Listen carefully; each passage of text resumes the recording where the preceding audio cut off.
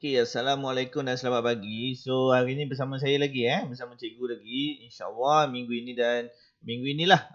So, kita akan sambung balik subjek biologi kita pada bab yang ke-8, Biodiversity.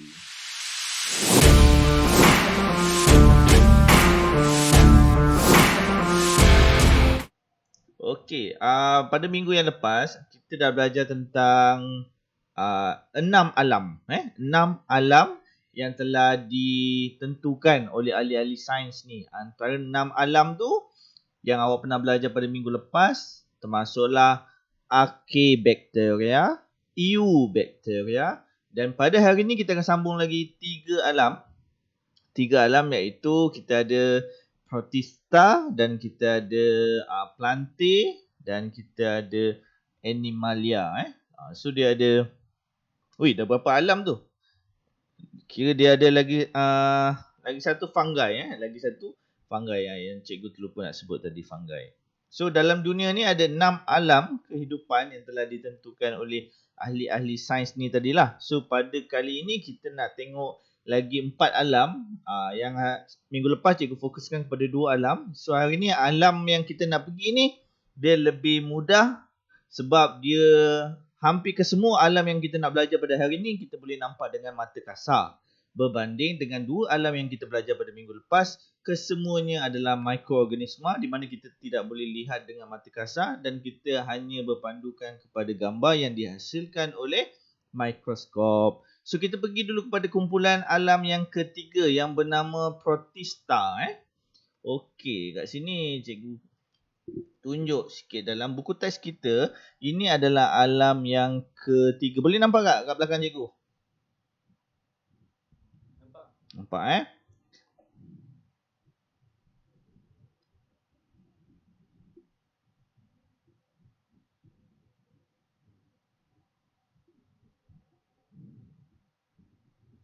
Okey, sekejap.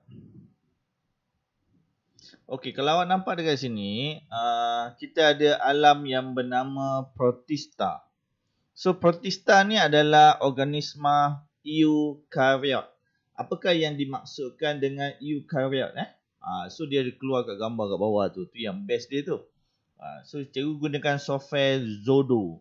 Zodo ni, dia boleh tukar segala fail kita kepada PDF. Lepas tu, kalau kita marking sesuatu, dia akan keluar gambar simbol yang seperti yang kita buat tu lah. Okey, berbalik kepada Protista ni tadi. Protista adalah sejenis eukariot, bermaksud dia ni adalah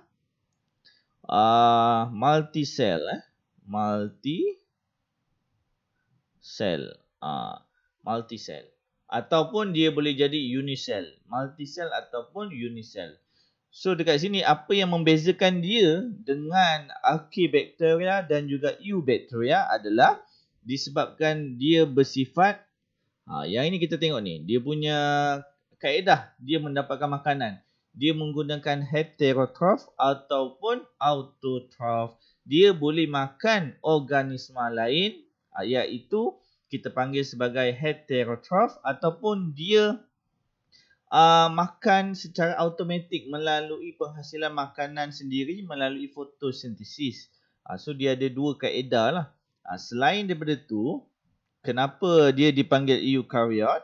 Sebab dia punya organel-organel yang terkandung di dalam sel tersebut, dia ada membran yang melindungi dia. Itu perbezaan dia. Boleh faham tak sampai sekarang ni? Cikgu cerita. Boleh So kena ingat Protista adalah eukariot. Maksudnya dia ada membran plasma yang melindungi organel dalam sel. Okey, sebelum cikgu teruskan, Atira, cuba awak bagi tahu cikgu satu organel yang ada di dalam sel, organel. Sebagai contoh cikgu sebut dulu. Cikgu sebut nukleus. Cuba awak bagi tahu cikgu, apa lagi organel yang ada dalam sel? Ribosom. Ya? Ribosom, bagus. Ribosom bagi eukariot, dia akan dilindungi oleh membran plasma. Okey, Iman, bagi tahu lagi satu organel apa dia? Selain daripada ribosom.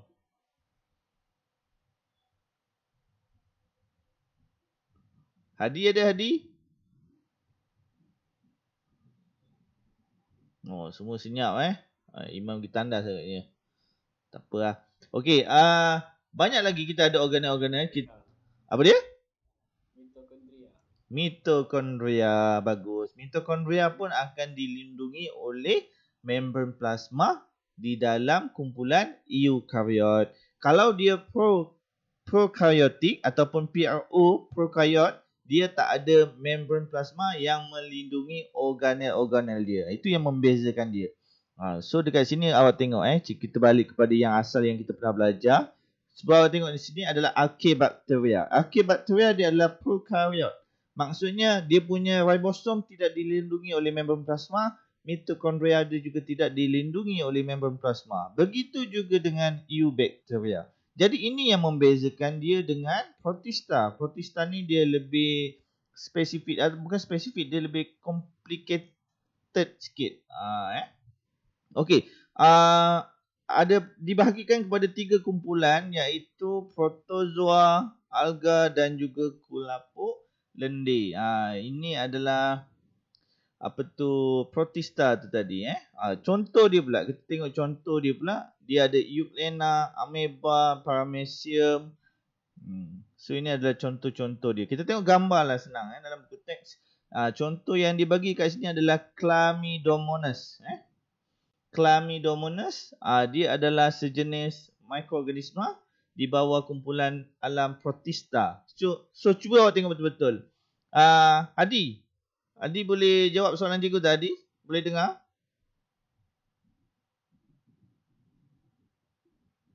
Iman boleh dengar? Boleh. Warna apa Chlamydomonas yang awak nampak kat belakang cikgu? Warna apa dia? Hijau. Warna hijau. Adi yang jawab Warna hijau. So bila dia warna hijau, agak-agak awak, dia boleh buat proses apa? Dia boleh buat proses fotosintesis. Ini menunjukkan Protista segelintir ahli dalam kumpulan Protista ni tadi, dia boleh menjalankan autotroph, iaitu menghasilkan makanan dia sendiri melalui proses fotosintesis. So itu yang dimaksudkan dengan Protista ni tadi. Tetapi kenapa dia ni tak masuk dalam kumpulan Plantae? Kenapa dia tak masuk dalam kumpulan Plantae? Cikgu nak tengok siapa yang datang lagi. Ada yang masuk? Tak ada. Kenapa dia tak masuk dalam kumpulan Plantae? Sebab Chlamydomonas ataupun kumpulan Protista ni tadi, dia adalah unicell. Semua Protista adalah unicell. Maksudnya dia tak boleh masuk dalam kumpulan Plantae sebab Plantae adalah multicell. Okey, sekarang ni kita tengok sikit video Siapa yang baru masuk ni? Tak ada. Macam ada orang baru masuk. Okey, kita tengok video Chlamydomonas dekat belakang cikgu. So ini adalah contoh So kalau awak nampak kat sini, ini adalah Chlamydomonas. Dia memang unicell. Kalau awak tengok, setiap sel dia terpisah. Maksudnya dia ada satu sel dia. Ini contohnya, satu sel saja. So awak kena tengok baik-baik sebab nanti cikgu nak minta awak buat pemerhatian awak terhadap gambar ataupun video yang awak nampak. Okey, ini adalah satu pembaris yang panjangnya hanya 1 ml. Awak ada pembaris 15 cm. Satu sengat yang paling kecil adalah 1 ml. Tetapi ini pembaris lagi kecil.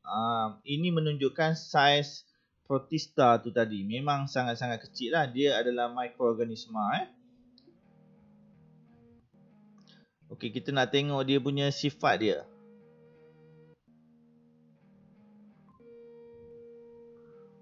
Okey, dekat sini. So kalau awak tengok betul-betul, cikgu tak pasti awak boleh zoom ke tak. Kalau awak boleh buka kat YouTube lain. So ini adalah zoom magnification sebanyak 1000 kali.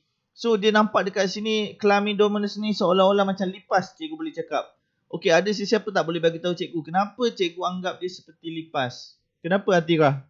Kenapa cikgu cakap dia macam lipas? Apa persamaan dia dengan lipas? Sebab dia punya bentuk kot. Dia punya bentuk, awak tak nampak Dia ada sesunggut dua. Tak nampak kot. Oh, tak nampak, tak apa. Kalau awak tengok dekat dalam YouTube nanti awak tengok sendiri, mungkin awak boleh nampak. Video dia mungkin tak berapa clear kat sini. Sebab dia punya sesunggut dia lagilah halus. Sesunggut dia tu kita panggil dia sebagai flagella. Flagella. Dekat sini banyak pertikaian yang berlaku yang mengatakan dia ni ada ekor. Ekor dia bernama flagella. So bila dia ada ekor, dia bolehlah dikategorikan sebagai animalia. Sebab dia ada ekor kan. Tetapi dia lebih kepada protista. Sebab apa? Sebab dia melakukan fotosintesis di mana dia ada klorofil dan dia berwarna hijau. Itu yang pertama. Yang kedua, dia adalah unicell. So dia mesti dalam kumpulan protista. So itu yang awak kena fahamkan Sampai sekarang ada apa-apa soalan tak?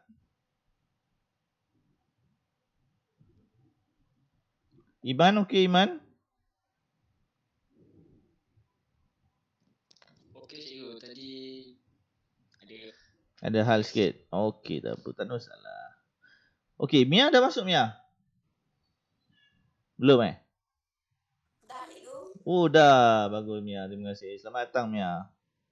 Okey, kumpulan alam yang keempat yang bernama fungi Fungi. Alamak, dia terkeluar lah.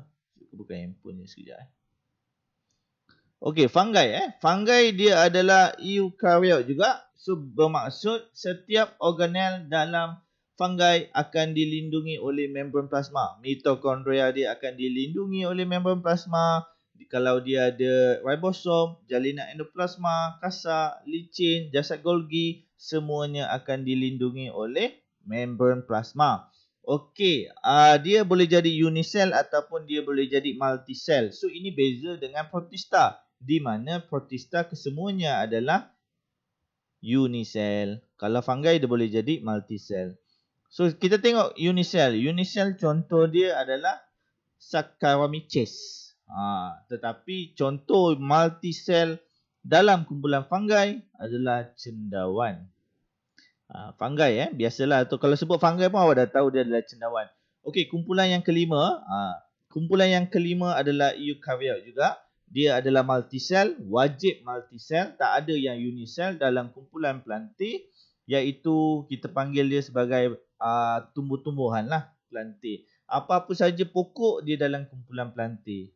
Kalau dia ada buah, dia tak ada buah tapi dia pokok, dia boleh besar lah sebenarnya. Saiz dia besar, dia boleh nampak dengan mata kasar, maka dia adalah plantae. Seperti pokok bougainvillea. Bougainvillea ni pokok apa Mia? Pokok bunga apa ni? Siapa tahu? kertas. Bagus Bougainvillea adalah pokok bunga kertas. Cuba nyanyi Man sikit Man lagu Bougainvillea. Tahu itu lirik ni. Alamak. Penyanyi dia tahu tak? Tidak rosak. Wih, banyaklah awak. Ni penyanyi dia Spring Ya kan? Spring kan? Yang siapa yang nyanyi tu? Cikgu tak ingat lah. Penyanyi dia lupa pula cikgu. Tapi cikgu pernah lawat dia. Cikgu bawa kadet polis. Ameng. Bawa pergi lawat dia dekat penjara Keluang. Masa tu awak sekolah rendah kot. Sekarang dia dah keluar dah. Okey Animalia. Okey, Animalia adalah alam yang terakhir. Alam yang keenam. So Animalia ni sebut je Animalia agak-agak awak ni dia berasal daripada perkataan apa ni? Animalia. Daripada perkataan apa ni? Animalia. Animal daripada perkataan animal. Itu binatang lah. Senang cerita dia binatang. So boleh tak binatang buat makanan dia sendiri melalui fotosintesis? Boleh? Tak boleh. Jadi dia kesemuanya mesti heterotroph. Maksudnya dekat sini dia buat makanan dia sendiri. Bukan buat makanan dia sendiri, minta maaf. Oh, nampak tu ada orang mesej juga. Tada. Dia makan organisma lain. Dia makan organisma lain. Contohnya gajah, tapak Sulaiman. Cuba bagi contoh yang lain Hadi. Selain daripada gajah dengan tapak Sulaiman. Ni soalan tadika ni. Adi, cepat Adi. Apakah contoh kumpulan animalia yang lain? Atira, apa contoh Atira? Beruang ego. Senang je beruang. Hadi dah boleh jawab Hadi?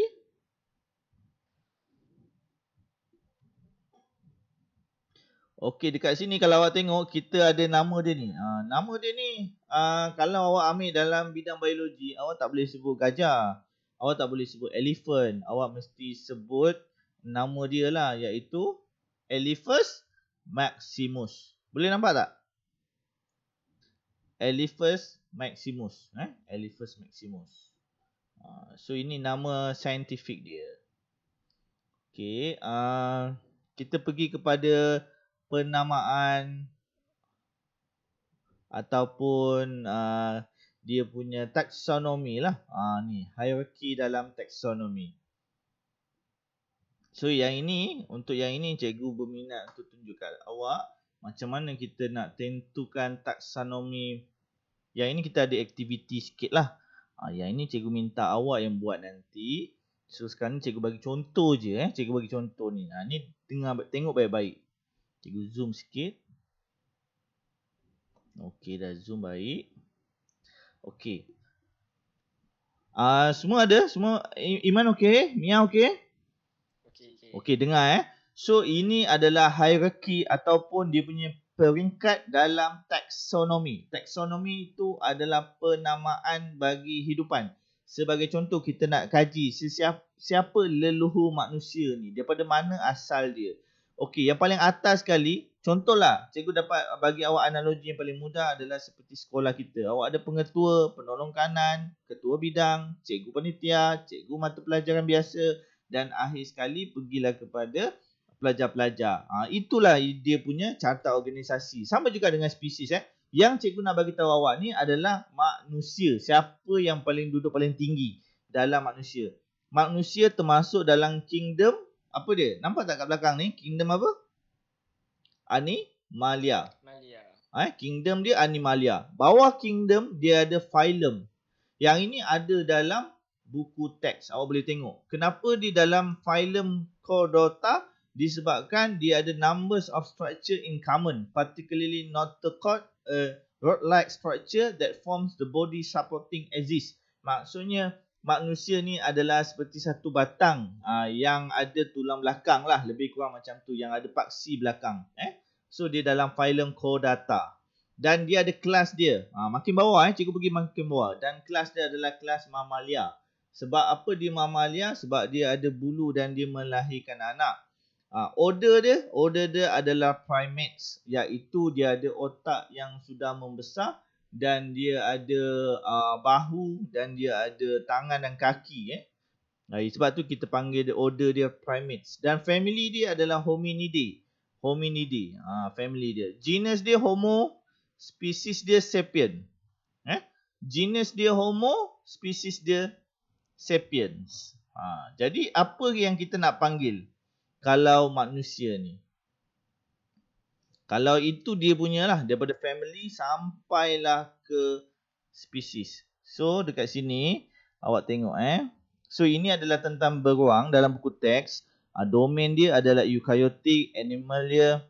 Alam dia adalah animalia. Phylum dia adalah Chordata. Yang ini tentang beruang ni tadi. Cikgu bagi cakap tadi tentang manusia. Ini kelas dia adalah Mammalia. Order dia adalah Carnivore. Family dia adalah Ursidae. Genus dia Ursus. Species dia Ursus Ectos. Ni contoh dia. Jadi, macam mana cikgu nak tulis nama dia dalam biologi? Kita tengok kepada genus dan species dia. So, kita akan panggil dia Ursus. Minta maaf.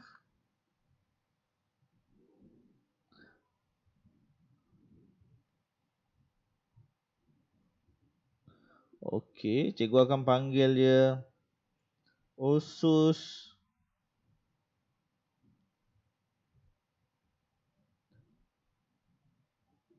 arctos. Nama dia adalah Ursus arctos. Yang bermaksud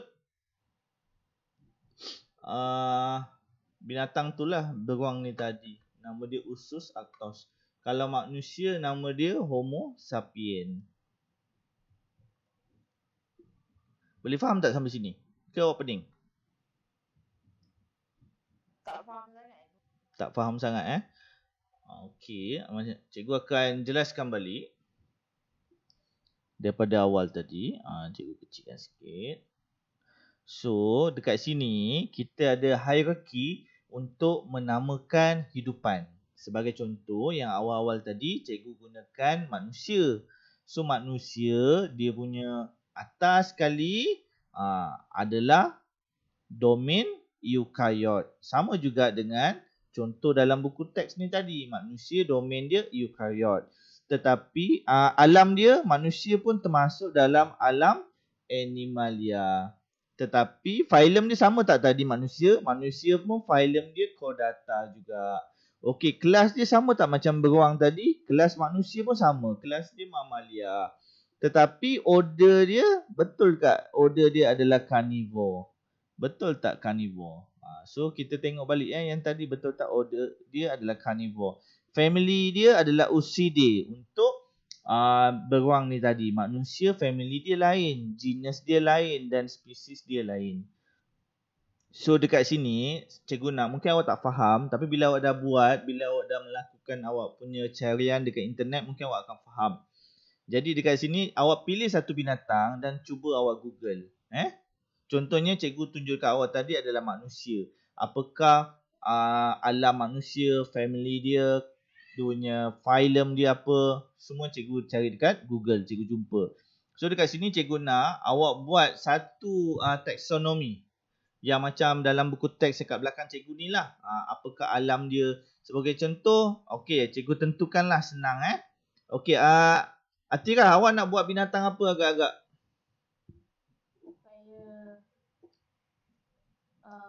Awak pilih je satu binatang. Nanti awak cari kat Google, awak bagi, awak tulis atas kertas, awak bagi kat cikgu. Simple je. Okay. Apa dia? Binatang apa? Harimau. Okey, harimau Harimau. Okey, bagus. Harimau. Okey, Iman, awak nak pilih binatang apa, Iman?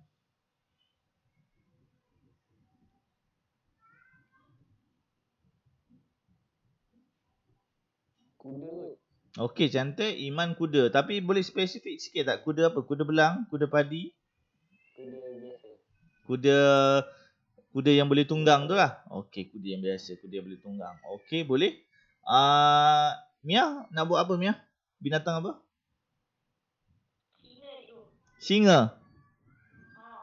Bagus. Bila awak pilih singa ni nanti, mungkin awak akan jumpa pertemuan yang baik dengan Atira tadi. Sebab singa dengan harimau ni tadi, mungkin dia punya susu galur dia sama. Tetapi mungkin pada satu taksonomi dia akan berpisah. Mungkin dia berpisah pada family tadi. Okey, Hadi? Hadi ada?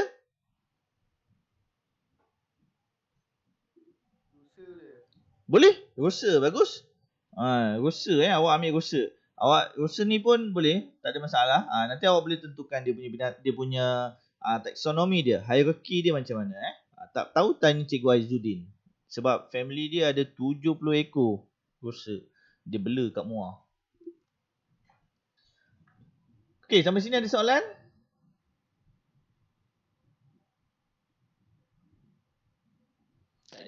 Tak ada okey. Okey, mungkin awak ada tertanya-tanya macam mana terjadinya 6 alam ni. So 6 alam ni terjadi sebab dia buat satu kaedah yang dinamakan sebagai phylogenetic. Cikgu akan tunjukkanlah satu contoh. Okey, macam mana awak nak buat phylogenetic. So ini contoh dia. So tengok baik-baik. Nombor 1 ni adalah ancestor, iaitu keturunan yang paling atas yang dapat dikesan lah. Dalam yang dapat dikesan, semua binatang ni duduk dan berasal daripada ancestor yang sama. Selepas tu, apa yang berlaku? dia dipisahkan melalui tetrapod limbs. Maksudnya ada tak dia 4 bahagian kaki? Maksudnya 2 kaki atau 2 tangan ataupun keempat-empatnya kaki. So pemisah yang pertama, semuanya berasal daripada ancestor yang sama tetapi dipisahkan dengan sifat kaki. Lungfish. Lungfish ni contohnya ikan yang menggunakan peparu sebagai contoh ikan paus. Semua ni asal usul dia sama. Tetapi bila kita pisahkan dia guna sifat kaki, maka lungfish tadi dia tak boleh tergolong lah. Jadi kita hanya ada amphibian dan ke bawah. Okey, lepas tu kita dah pisahkan dia gunakan tetrapod limbs. Kemudian kita pisahkan dia guna amnion pula. Amnion ni bermaksud adakah telur yang dihasilkan tu tadi ada amnion ataupun ada cecair lendir tu lah. Okey, amphibian tak ada. Mammalia pun tak ada. So yang ada amnion tadi adalah lizard ataupun buaya, ostrich dan juga burung helang. Lepas tu kita pisahkan dia lagi gunakan feeder pula, iaitu gunakan bulu pelepah. Yang mana ada bulu pelepah, ostrich dan juga burung helang. Maksudnya macam ni lah kita buat menentukan dia punya phylogenetic. Macam mana kita nak pisahkan dia ikut sifat-sifat dia. Cikgu tunjuk yang lain. Okey, yang ini macam mana nak memisahkan jadi 6 alam. Semuanya berasal daripada common ancestor. Dalam Islam mungkin Nabi Adam kot. Daripada asalnya lah. Tetapi ni dia mengkaji tentang hidupan semua. Termasuklah manusia dan bukan manusia. Iaitu haiwan dan tumbuhan. Okey, kita boleh pisahkan dia melalui prokaryotik ataupun eukaryotik. Tengok baik-baik. Kalau dia prokaryotik, kita tengok apa sifat dia. Adakah cell walls composed of peptidoglycan ataupun no peptidoglycan? No peptidoglycan means that dia adalah archaebacteria. Kalau dia ada peptidoglycan inside their cell walls, maka dia dipanggil eubacteria. Okey, kita tengok eukaryotik pula. Eukaryotik maksudnya dia ada membran plasma pada setiap organel dia. Adakah eukaryotik tersebut unicell? Jika dia adalah unicell, maka dia dikenali sebagai protista. Jika eukaryotik tersebut adalah multicellular dan dia bersifat autotrophic, iaitu boleh buat makanan dia sendiri melalui fotosintesis, maka dia dipanggil plante. Jika dia tak boleh buat makanan dia sendiri dan dia makan daripada organisma lain, kita akan pisahkan dia kepada sifat motile atau non-motile. Maksudnya adakah dia tak boleh bergerak? Kalau dia tak boleh bergerak, maka dia dikenali sebagai fungi. Ataupun jika eukaryotik tersebut buat makan organisma lain dan dalam masa yang sama dia bersifat motile, maka dia adalah animalia. Jadi dapatlah 6 kingdom ni tadi. Boleh faham tak yang ni? Yang ini dia kena explain sikit. Dia susah nak buat aktiviti sikit. Yang ini awak kena faham lah kenapa kita boleh dapat 6 kingdom tu tadi. Sebab kita pisahkan dia berdasarkan sifat dia. Mia boleh faham tak? 100% berapa Mia faham Mia? 50. 50, bagus Iman okey Iman? Okey. Cuba awak terangkan Iman kat belakang cikgu ni. Apa yang awak boleh faham?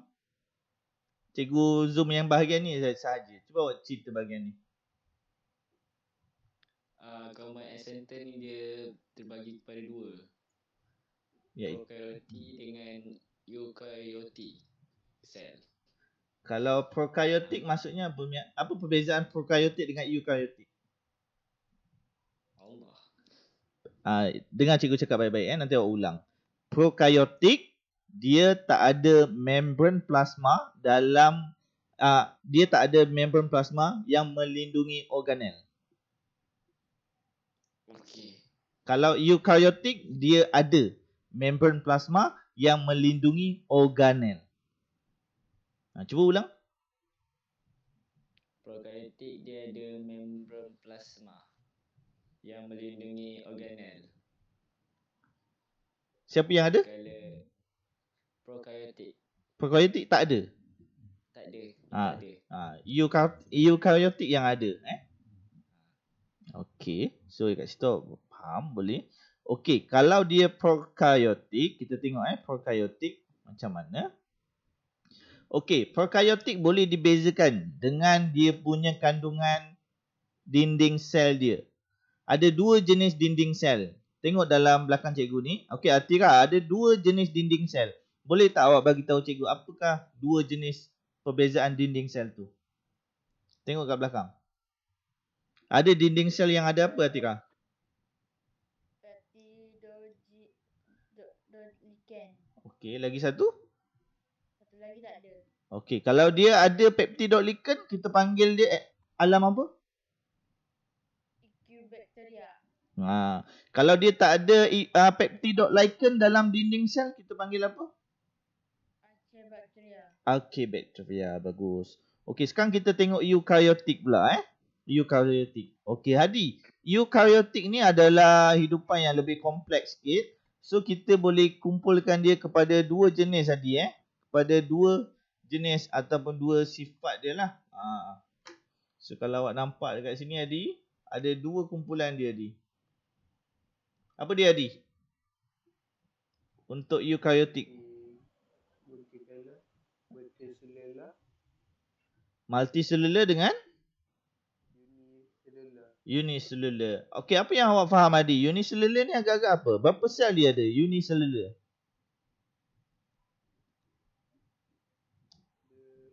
Uni maksudnya satu sel saja. Kalau multicellular dia ada banyak. Okey, kalau dia eukaryotik, kita pergi dulu. Jika dia eukaryotik dan jika dia unicellular, maka kita panggil dia apa Hadi?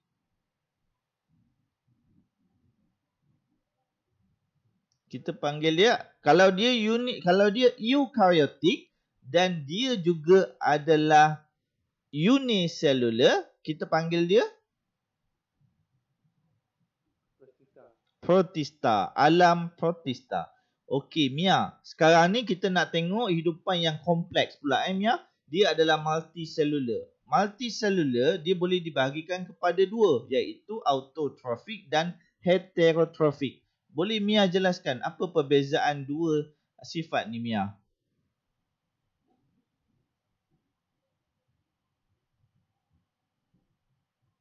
Ini adalah kaedah dia mendapatkan makanan Mia. Apa tu tadi? Autotrophic Dan heterotrophic. Apa perbezaan dia? Autotrophic dia boleh buat makanan sendiri. Okey, bagus. And then heterotrophic dia tak boleh buat makanan sendiri. Okey, bagus Mia. Cikgu sambung lagi soal awak lagi. Untuk autotrophic, dia boleh buat makanan dia sendiri melalui fotosintesis. Jadi awak panggil dia apa? Plantae. Bagi satu contoh plantae. Apa ni? Planta. Plantae adalah tumbuhan. Bagi je. Pokok mangga, pokok durian, rambutan. Semua tu plantae. Simple je. Okey, kalau dia tak boleh buat makanan dia sendiri, dia terpaksa makan organisma lain. Jadi dia adalah heterotroph. Lepas tu kita bahagikan lagi sebab banyak sangat hidupan yang makan organisma lain. Jadi kita terpaksa pisahkan dia melalui kumpulan lain, iaitu non-motile dan juga motile. Non-motile maksudnya dia tak bergerak. Dia tak bergerak. Jadi dia duduk statik, dia dipanggil fungi. Kalau dia boleh makan hidupan lain dan dia kejar hidupan tersebut, maksudnya dia boleh bergerak lah. Dia boleh makan, cari makanan dia tu. Maka dia dalam kumpulan Animalia. Okey, Iman bagi contoh Animalia, Iman. Kuda belang. Okey, so simple je. Itu je. Macam mana boleh terbentuk 6 alam. So, untuk next kita punya kelas, cikgu nak dengar penjelasan daripada awak ataupun hasil carian awak dekat Google lah. Cikgu dapat tahu tadi, Atira dia nak buat taksonomi bagi spesies harimau belang. Dan kita ada Iban yang nak buat tentang kuda. Mia nak buat tentang singa. Dan Hadi nak buat tentang rusa. So itu adalah haiwan-haiwan yang telah dipilih oleh awak. Dan dalam minggu ni cikgu akan buat lagi satu kelas. Cikgu akan cari masa nanti. Cikgu akan bagi tahu awak lah. So Nanti awak cubalah cari awak punya taksonomi tu dan bagi tahu kat cikgu. Okey, ada apa-apa soalan tak?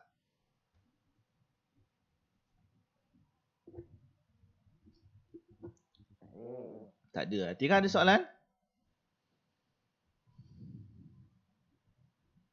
Mia? Mia ada soalan? Tak ada. Okey. Kalau tak ada, terima kasih banyak. Oh, Adi dah keluar Ke Adi? Adi ada lagi. Iman yang keluar ke? Okey. Itu sahaja daripada saya. Kalau awak semua tak ada soalan. So, kita akan jumpa lagi pada kelas yang akan datang. Cikgu akan bagi tahu lagi. Kelas tu kita akan ada sesi interaktif lah. Kita akan ada aktiviti dengan awak semua. So, kita jumpa next class. Terima kasih banyak. Assalamualaikum. Ada apa-apa soalan? Tak ada kan? Okey, terima kasih banyak sebab sudi datang kelas cikgu.